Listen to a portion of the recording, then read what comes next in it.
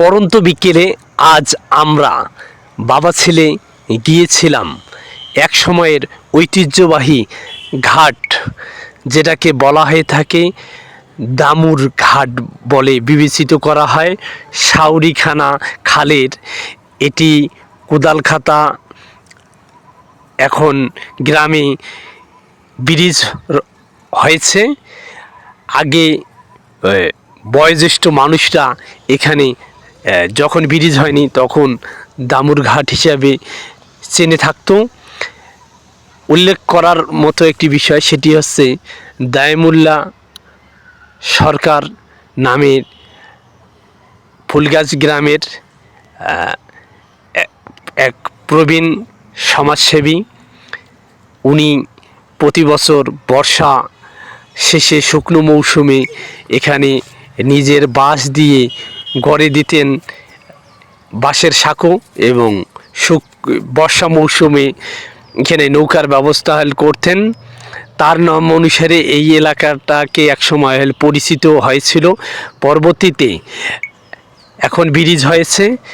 তবে উল্লেখ করার মতো বিষয়, তিনি আমার দাদা মরহুম দায়মুল্লা সরকার, তিনি এখানকার কোদালখাতা সরকারি প্রাথমিক বিদ্যালয়ের প্রতিষ্ঠাতা, কোদালখাতা জামে মসজিদের প্রতিষ্ঠাতা এবং তা কোদালখাতা ঈদগাহ মাঠের প্রতিষ্ঠাতা। এখন আমরা সেই সাউরিখানা খাল বা যেটিকে সাকোয়া খাল বলে, তারপরে গিয়েছিলাম। এখানে ব্রিজের পাশাপাশি একটি স্লুইস গেট রয়েছে। এখন খুব ভালো লাগার মতো এই বিষয়টি প্রবীণ লোকদের কাছ থেকে জেনে থাকতাম, এই কারণেই এই বিষয়টি উপস্থাপন করলাম।